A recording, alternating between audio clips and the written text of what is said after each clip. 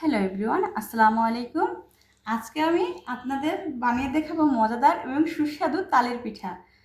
তাল আমরা অনেকেই অনেক রকম করে খাই, কিন্তু আমাদের এইদিকে তালের পিঠা কিভাবে খায় আমি সেটাই আজকে আপনাদের বানিয়ে দেখাবো। এখানে নিয়েছি লাল চিনি, এখানে আছে হচ্ছে নারকেল কোড়া, একটা ফ্রোজেন ছিল একটু বরফ আছে, এখানে হচ্ছে তাল, আর এটা হচ্ছে চালের গুঁড়ি। কলার পাতায় কিভাবে তালের পিঠা আমরা করে খাই আমাদের এদিকে, সেটাই আজকে আপনাদের আমি দেখাবো। আর একটা কথা, সেটাও না বললেই নয়, এই প্লেটের সাথে আপনারা কে কে পরিচিত? এই প্লেটটা আমার মায়ের।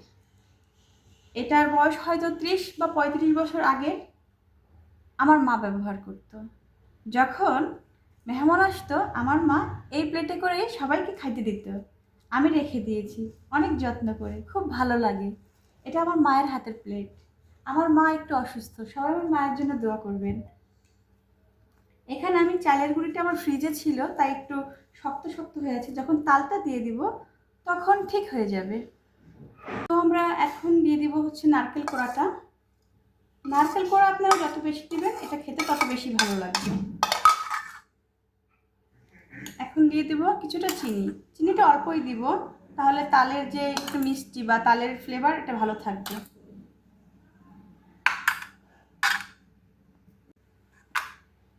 এখন দিয়ে দেব তাল।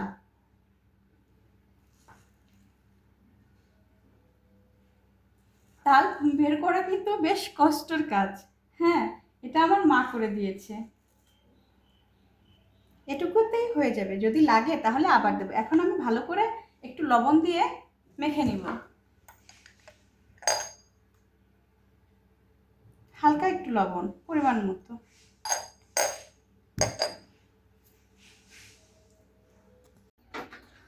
চুলায় দিয়ে দিলাম তাওয়া।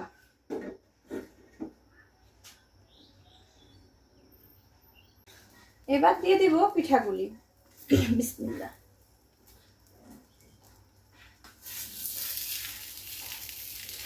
চুলার আঁচটা মাঝামাঝি রাখবো।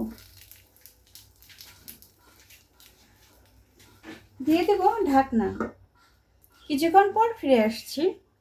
নারকেল এবং তালের একটা সুঘ্রাণ চলে এসেছে, একটা পাশ হয়ে গেছে। এখন আমি উল্টে দিব।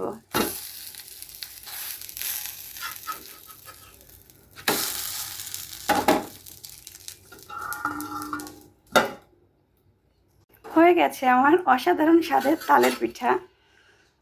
আমি আপনাদের খুলে দেখাচ্ছি। এই দেখেন, এই সাইডটা এরকম হয়ে গেছে।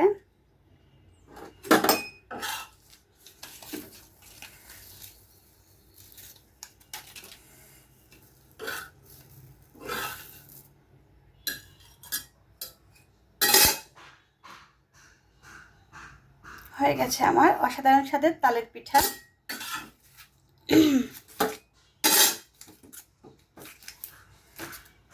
এই যে আরেকটা। তো আপনারা অবশ্যই আমার এইভাবে তৈরি করে খাবেন এবং কেমন হয়েছে আমাকে কমেন্টস করে বলবেন। ধন্যবাদ সবাইকে, পাশে থাকবেন। হ্যালো এভরিওয়ান, এবার আমি বানাবো তালের বড়া।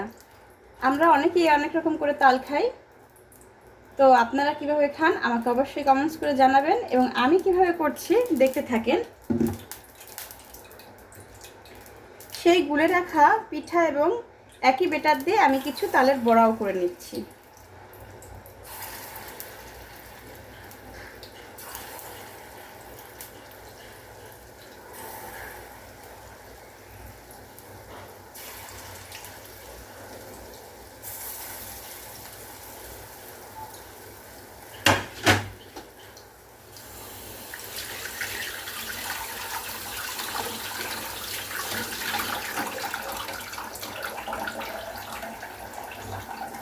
তো হয়ে গেছে আমার তালের বড়া।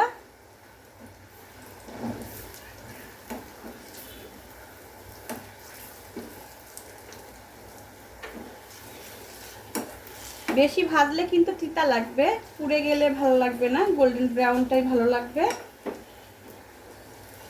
আপনারা অবশ্যই বাসায় ট্রাই করবেন, ট্রাই করে আমাকে কমেন্টস করে জানাবেন কেমন হয়েছে।